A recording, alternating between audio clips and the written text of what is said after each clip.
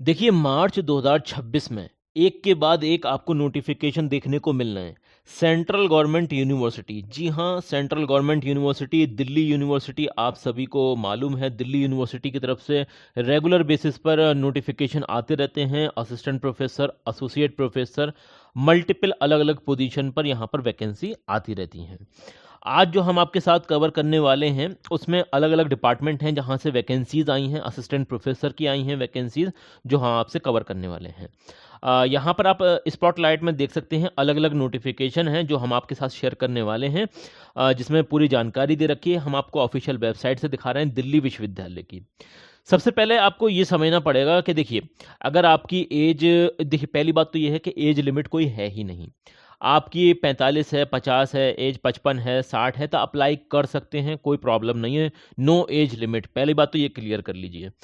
दूसरी बात ये है कि यहाँ पर जो स्क्रीनिंग का तरीका है, मतलब आपको जो स्क्रीनिंग का पैटर्न है वो थोड़ा सा यहाँ पर चेंज कर दिया गया है, उसे देखना बहुत ज़रूरी है। सबसे पहले हम यहाँ पर स्क्रीनिंग का तरीका देख लेते हैं कि दिल्ली यूनिवर्सिटी में अगर आप असिस्टेंट प्रोफेसर बनना चाहते हैं तो स्क्रीनिंग क्राइटेरिया क्या है, ये आपको समझना बेहद ज़रूरी है।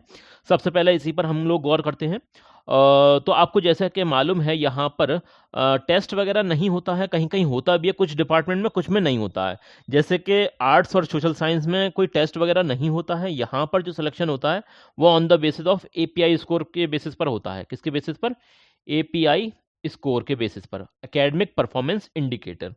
अब ये जो इंडिकेटर होता है ये 100 पॉइंट्स का होता है, अलग अलग लेवल पर, ग्रेजुएशन पर, पोस्ट ग्रेजुएशन पर, पीएचडी, रिसर्च आपने कर रखी है, जेआरएफ है, नेट है या नहीं है, इन सब के अलग अलग लेवल पर आपको पॉइंट्स मिलते हैं और वो सारे पॉइंट्स कैलकुलेट होते हैं। टोटल जो है 100 में से आपका एपीआई स्कोर यहाँ पर चेक किया जाता है। अब एपीआई स्कोर की अगर हम बात करें तो ग्रेजुएशन में अगर आपकी परसेंटेज, सपोज दैट अगर आपकी परसेंटेज 80 थी या उससे अबव थी तो उसके 15 मार्क्स यहाँ से आपको मिल जाते हैं। इसी तरीके से 60 और 80 के बीच में आपकी परसेंटेज थी तो उसके 13 नंबर आपको मिल जाते हैं। समझ आ रही है आपको बात? ठीक है ना? तो इसी तरीके से आप डिफरेंट लेवल पर अगर आपकी जो परसेंटेज है उस हिसाब से आप देख लेना आपको पॉइंट कितने मिल पा रहे हैं और अपना एपीआई स्कोर कैलकुलेट करना, उसके बाद ही आप अप्लाई करने की सोचना। ठीक है ना? तो ये बेहद ज़रूरी बात है। अगर आपने एमए करा है, एमएससी करा है, मतलब पोस्ट ग्रेजुएशन कर रखा है, 80% या उससे ज़्यादा थी तो उसके 25 नंबर रहते हैं। और इसी तरीके से अलग अलग लेवल पर, मतलब अलग अलग परसेंटेज के अलग अलग पॉइंट्स आपको मिल जाते हैं। अगर आपने एमफिल कर रखा है या फिर एमटेक है या फिर एलएलएम है, एमएड है या फिर इसके इक्विवेलेंट है और उसमें आपकी 60% थी या उससे ज़्यादा थी तो आपको 7 नंबर यहाँ से भी मिल जाते हैं। ठीक है, पॉइंट क्लियर हो गया? चलिए, इसके बाद हम देख लेते हैं पीएचडी। अगर आपने पीएचडी कर रखी है तो ओनली पीएचडी के आपको 30 नंबर मिल जाते हैं, बहुत बड़ी बात है। वहीं पर अगर आप जेआरएफ क्वालिफाई हैं, जो कि एक फेलोशिप होती है, तो उसके 7 नंबर मिलते हैं। नेट की अगर हम बात करें, यूजीसी नेट की, तो उसके 5 नंबर रहते हैं टोटल। रिसर्च पेपर पब्लिकेशन अगर आपने कर रखे हैं और वो भी यूजीसी के केयर लिस्टेड जर्नल में, स्पोकस वगैरह में, तो उसके हर एक पेपर के आपको 2 नंबर मिलते हैं और मैक्सिमम आप यहाँ से 10 नंबर हासिल कर सकते हैं। इसी तरीके से अगर आपने टीचिंग, मतलब पढ़ाया है कहीं पर, पोस्ट डॉक्टरल एक्सपीरियंस है आपके पास, मतलब पीएचडी के बाद का कोई एक्सपीरियंस है, तो हर एक साल के 2 नंबर मिलते हैं, मैक्सिमम आपको 10 नंबर यहाँ से मिल सकते हैं। ये समझने वाली बात है। अवार्ड कैटेगरी की अगर हम बात करें तो अवार्ड कैटेगरी में आपके पास इंटरनेशनल और नेशनल लेवल पर जो अवार्ड हैं, तो उसके 3 नंबर रहते हैं। इसके अलावा यहाँ पर आप देख सकते हैं स्टेट लेवल अवार्ड, तो उसके 2 नंबर रहते हैं। अगर इनकी आपको जानकारी चाहिए, मतलब डिटेल में जानकारी चाहिए, तो यूजीसी की 2018 वाली गाइडलाइन है वो पढ़ लेना, उसमें और जानकारी दे रखी है। एक बहुत ही इंपॉर्टेंट पॉइंट है जो अक्सर लोग इग्नोर कर देते हैं, ये वाला पॉइंट, ये समझना बेहद जरूरी है। देखिए, मैं आपको पढ़ के सुना देता हूं। Experience rendered on temporary, ad hoc, contractual, post doctoral basis shall be taken into account only if the candidate is drawing salary consolidated pay not less than the minimum basic pay prescribed by the UGC plus applicable dearness allowance, मतलब DA वगैरह, for time to time. कहने का simple मतलब ये है, आपका जो experience है तभी काउंट होगा जब आपने कहीं पर पढ़ाया हो और आपको सैलरी इतनी मिली हो जितनी as a permanent assistant professor को मिलती है, तो आपका जो वो पढ़ाना है वो काम आएगा, अदरवाइज नहीं आएगा। एक और इम्पॉर्टेंट बात यह है कि अगर आपने गेस्ट फैकल्टी या फिर कहीं ऐसा ही पढ़ाया है तो वो गेस्ट फैकल्टी वाला जो आपका एक्सपीरियंस है वो काउंट नहीं होता है जब आप परमानेंट असिस्टेंट प्रोफेसर के लिए अप्लाई करते हैं। और ये कहीं ना कहीं बहुत ही बड़ा मतलब सेटबैक है उन लोगों के लिए जो सालों साल गेस्ट फैकल्टी अगर काम करते हैं। बाद में उन्हें ये पता चलता है कि वो तो जो पढ़ा रहे हैं वो एक तरीके से बस ये है कि उनकी रोजी रोटी चल रही है, बाकी उनका एक्सपीरियंस तो काउंट होता ही नहीं है गेस्ट फैकल्टी का। तो ये कहीं ना कहीं गलत चीज़ है, ऐसा नहीं होना चाहिए, इनका भी एक्सपीरियंस काउंट होना चाहिए। रही बात अगर हम आगे देखें तो एमफिल और एमटेक आपने दोनों या फिर ये सब कर रखे हैं, सपोज दैट कर रखे हैं, तब भी आप जो 30 नंबर से ज़्यादा नहीं ले सकते। प्लस पीएचडी की बात हो रही है, अगर आपने एमफिल या पीएचडी भी आपने दोनों कर रखी हैं तब भी 30 नंबर से ज़्यादा नहीं जा सकते। नेट जेआरएफ दोनों भी हैं तब भी 7 नंबर से ज़्यादा नहीं ले सकते। अवार्ड कैटेगरी में 3 नंबर से ज़्यादा आपको नहीं मिल सकते। अगर हम बात करें एकेडमिक स्कोर की, तो जो आपने पढ़ाई लिखाई करी है उसके 80 नंबर रहते हैं। अगर आपने रिसर्च पेपर पब्लिकेशन कराए हैं तो उसके 10 नंबर रहते हैं टोटल। एक्सपीरियंस के आपके 10 नंबर रहते हैं।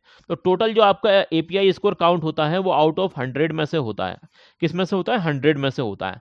अब सब बड़ा सवाल ये है कि भाई कितना एपीआई स्कोर होना चाहिए सिक्योर, जो आप मतलब आपको ये इंटरव्यू के लिए बुला लें। उसके बारे में भी इन्होंने डिटेल में बताया है, वो भी समझ लेते हैं। देखिए, the applicant securing less than 65 will not be included in the list of shortlisted candidate। समझ आ रही बात? मतलब एटलीस्ट आपका 65 तो होना ही चाहिए एपीआई स्कोर। तो सबसे पहले अपना अपना एपीआई स्कोर कैलकुलेट करिए, और अगर आपका एपीआई स्कोर 65 से ऊपर है तो कमेंट सेक्शन में जरूर से बताइए, और कम है तब भी जरूर से बताइए, ठीक है ना। हाँ, एक और इम्पॉर्टेंट बात यह है, एपीआई में भी यहाँ पर रिलैक्सेशन मिल जाएगा इन लोगों को। एससी एसटी पीडब्ल्यूडी जो कैटेगरी वाले कैंडिडेट हैं, अगर इनके एपीआई में 60 भी आ रहे हैं तो भी इन्हें इंटरव्यू के लिए बुलाया जा सकता है। ये इंपॉर्टेंट बात है, ठीक है ना। ये और एक एक पॉइंट ये वाला भी इंपॉर्टेंट है, पॉइंट नंबर 2, ये भी आप पढ़ लेना, इंपॉर्टेंट पॉइंट है। चलिए आगे देख लेते हैं। Okay okay okay okay. Selection committee shell these marks shall be use only for the, हाँ देखिए, ये जो आपका एपीआई है ना, ये फॉर स्क्रीनिंग और शॉर्टलिस्टिंग पर्पस के लिए है। फाइनल आपका जो सिलेक्शन होगा वो आपका जो आप इंटरव्यू देंगे या फिर वहां पर प्रेजेंटेशन जो देंगे उसके बेसिस पर होगा। स्क्रीनिंग होगा एपीआई के बेसिस पर, फाइनल आपका सिलेक्शन होगा इंटरव्यू के बेसिस पर। ओके, चलिए ये मैंने आपको बता दिया है। इसके अलावा जो भी इंपॉर्टेंट जानकारी है वो मैं आपके साथ शेयर करता चला जा रहा हूं। और ये इसका ऑफिशियल नोटिफिकेशन आया हुआ है, आप देख सकते हैं। ये डेट आपकी है 17/3/2026, अभी हाल फिलहाल का लेटेस्ट नोटिफिकेशन है। ऑनलाइन एप्लीकेशन स्टार्ट हो चुके हैं असिस्टेंट प्रोफेसर की। सब्जेक्ट हैं कंप्यूटर साइंस है, इकोनॉमिक्स है, साइकोलॉजी है। इसके अलावा एक नोटिफिकेशन और भी है, वो भी मैं आपके साथ शेयर कर दूंगा, उसमें भी वैकेंसी है। मतलब अलग अलग नोटिफिकेशन निकले हैं, मैं आपको एक बार दिखा देता हूँ। देखिए, जहाँ पर ये जो पेज है ना इनका, जहाँ पर वैकेंसी वगैरह दे रखी है, तो स्पॉटलाइट में आप देखेंगे तो यहाँ पर मल्टीपल अलग अलग नोटिफिकेशन है। तो अभी तो हम पहले ही नोटिफिकेशन पे बात कर रहे हैं आपसे, उसके अलावा कुछ और नोटिफिकेशन भी है, वो भी मैं आपको बता दूंगा, ठीक है ना। कब तक आप अप्लाई कर सकते हैं? तो देखिए, यहाँ पर आप अप्लाई कर सकते हैं 6/4/2026 तक आप अप्लाई कर सकते हैं, बिल्कुल अप्लाई कर सकते हैं यहाँ पर। हाँ, कौन लोग अप्लाई कर सकते हैं? यहाँ पर आपकी कम से कम आपने मास्टर डिग्री कर रखी हो, मतलब पीजी कर रखा हो 55% के साथ। सुन लेना गौर से, अब ये 55% जनरल कैंडिडेट वालों के लिए हैं। अगर आप किसी रिजर्व कैटेगरी से आते हैं तो अगर आपकी पीजी में 50% भी है तब भी आप अप्लाई कर सकते हैं। प्लस प्लस आपके पास नेट होना चाहिए, एनईटी नेट होना चाहिए। और यहाँ पर एपीआई को काफ़ी वेटेज दिया जा रहा है, तो मैं पीएचडी भी बोलूँगा आपसे, पीएचडी भी होनी चाहिए। वैसे तो ये लिखते हैं कि मिनिमम आपका जो है ये है, इतना तो होना ही चाहिए। लेकिन अगर आप कह रहे हैं कि भाई आपका सिलेक्शन जो होगा, स्क्रीनिंग जो होगी वो एपीआई के बेसिस पर होगी, तो सिंपल बात है कि पीएचडी भी यहाँ पर इंपॉर्टेंट हो जाती है, और बहुत इंपॉर्टेंट हो जाती है। उसके साथ साथ रिसर्च पेपर पब्लिकेशन वगैरह, ये सारी चीज़ें ऑटोमेटिकली अपना वेटेज बढ़ा देती हैं जब आप कह देते हैं कि भाई आपका जो सिलेक्शन होगा वो एपीआई स्कोर के बेसिस पर होने वाला है। ओके, यहाँ पर किसमें कितने वैकेंसी हैं, तो इस वाले नोटिफिकेशन में आप वैकेंसी यहाँ पर देख लेना, ये वैकेंसी का ब्यौरा दे रखा है। जितनी भी वैकेंसी है स्क्रीनशॉट ले सकते हैं, समझ लेना यहाँ से। चलिए, इसके अलावा कुछ और पॉइंट्स हैं वो मैं आपको बता देता हूँ। देखिए, एक मिनट रुकिए, कुछ ज़रूरी पॉइंट्स मैं आपको दिखाता हूँ। मल्टीपल अलग अलग नोटिफिकेशन है तो मुझे थोड़ा सा ये जगह खाली करनी पड़ेगी। कुछ और नोटिफिकेशन है वो भी मैं आपको बता देता हूँ, ठीक है ना। अगर आपको वीडियो पसंद आ रही है तो लाइक कर दें चैनल को और सब्सक्राइब कर लें ताकि कोई भी नोटिफिकेशन आपसे मिस ना हो पाए। चलिए और भी नोटिफिकेशन देख लेते हैं। यहाँ पर कुछ और नोटिफिकेशन भी हैं, जैसे कि आप ये देख सकते हैं। एडवर्टीजमेंट नंबर ये है 319 2026 का ये नोटिफिकेशन है। इस पर हम क्लिक करते हैं तो जैसे ही हम यहाँ पर क्लिक करते हैं तो आपको ये दिखाई देगा, पेज ओपन हो चुका है। यहाँ पर एडवर्टीजमेंट देख सकते हैं आप। मैं आपको दिखाता हूँ, देखिए ये वैकेंसी है। ओके, तो ये भी एक नोटिफिकेशन आया हुआ है, ये भी 17 तारीख में रिलीज हुआ था नोटिफिकेशन, ये आप देख सकते हैं। यहाँ पर जो वैकेंसी हैं वो ज़्यादातर इंजीनियरिंग डिपार्टमेंट से आई हुई वैकेंसी हैं। ओके, तो इंजीनियरिंग में यहाँ पर 7 वैकेंसी हैं, कंप्यूटर इंजीनियरिंग में, इलेक्ट्रिकल इंजीनियरिंग के अंदर 2 हैं, इलेक्ट्रॉनिक्स एंड कम्युनिकेशन इंजीनियरिंग के अंदर 4 वैकेंसी है। टोटल मिलाकर अगर हम बात करें तो यहाँ पर 13 वैकेंसी हैं। अब जो लोग ये समझना चाहते हैं कि अगर आपको इंजीनियरिंग में अप्लाई करना है तो उसके बारे में यहाँ पर क्वालिफिकेशन इन्होंने मेंशन कर रखी है। देखिए मैं आपको दिखा देता हूँ, थोड़ा सा स्क्रॉल डाउन करना पड़ेगा और यहाँ पर सारी चीज़ें आपको समझ में आने लगेंगी। अगर आप इलेक्ट्रॉनिक्स एंड कम्युनिकेशन इंजीनियरिंग में अप्लाई करना चाहते हैं तो देखिए क्या बोल रहे हैं, short listing will be done on the basis of the written test. यहाँ पर आपका रिटन टेस्ट होगा। ऐसा नहीं है कि दिल्ली यूनिवर्सिटी में रिटन टेस्ट नहीं होता है, लेकिन अलग अलग डिपार्टमेंट में अलग अलग कंडीशन रहती हैं। अब ये इंजीनियरिंग डिपार्टमेंट है तो इन लोगों ने बोल रखा है कि आपका रिटन टेस्ट भी हम कंडक्ट कराएंगे। वो एज अ स्क्रीनिंग का काम करेगा, मतलब वहां से आप शॉर्टलिस्ट होंगे फिर आप जाएंगे इंटरव्यू में। ठीक है ना, तो ये आपका इंटरव्यू यहां पर होगा।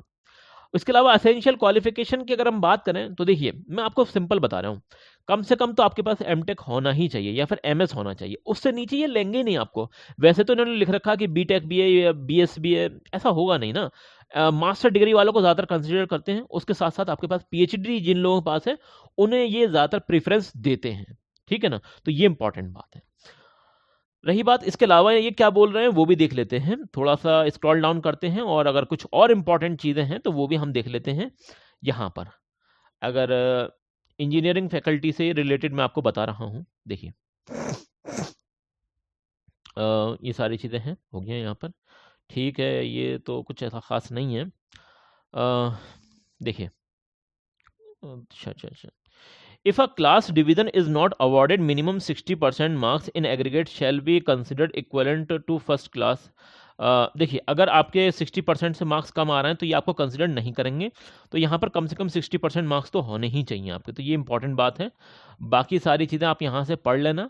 और देखिए ये, हाँ यहाँ पर जैसे ये फैकल्टी ऑफ टेक्नोलॉजी है, मतलब इंजीनियरिंग फैकल्टी है, तो इसमें आपको यहाँ पर सारी डिटेल मिल जाएगी, आपकी स्क्रीनिंग सिलेबस वगैरह। यहाँ पर आप सिलेबस भी देख सकते हैं इनका, जो सिलेबस वगैरह है जो आपका पेपर में पूछा जाएगा वो यहाँ से आप सिलेबस देख सकते हैं पूरा का पूरा। देखिए ये पूरा सिलेबस है और मैं दिखा देता हूँ पूरा आपको, देखिए थोड़ा, ठीक है ना। ये पूरा सिलेबस है इनका, ठीक है ना, यहाँ पर आप देख लेना। ओके, अगर आप अप्लाई करना चाहते हैं तो जिस भी नोटिफिकेशन में जाकर आप अप्लाई करना चाहते हैं तो यहीं पर आपको लिंक भी मिल जाएगी। जैसे कि ये सपोज दैट ये लिंक है, आप अप्लाई करना चाहते हैं तो यहाँ पर आपको क्लिक करना पड़ेगा। ठीक है ना, जैसे आप यहाँ पर क्लिक करेंगे तो सबसे पहले यहाँ पर आपको अकाउंट क्रिएट करना पड़ेगा, न्यू अकाउंट क्रिएट करना पड़ेगा, पूरा यहाँ पर आपको अकाउंट क्रिएट करना पड़ेगा। उसके बाद उसी ईमेल आईडी और पासवर्ड से आप यहाँ पर रजिस्टर कर सकते हैं। जैसे आप रजिस्ट्रेशन करेंगे तो आपके सामने पेज रीओपन हो जाएंगे। आप यहाँ पर देख सकते हैं अलग अलग नोटिफिकेशन आपको मिल जाएंगे और यहाँ से आप अप्लाई कर सकते हैं। ठीक है ना, इस तरह से सारी चीज़ें हो जाएंगी जैसे मैंने आपको बताया है। फिर भी कोई बात समझ में ना आए, कोई दिक्कत हो, कोई परेशानी हो, कमेंट सेक्शन में बता देना। ठीक है ना।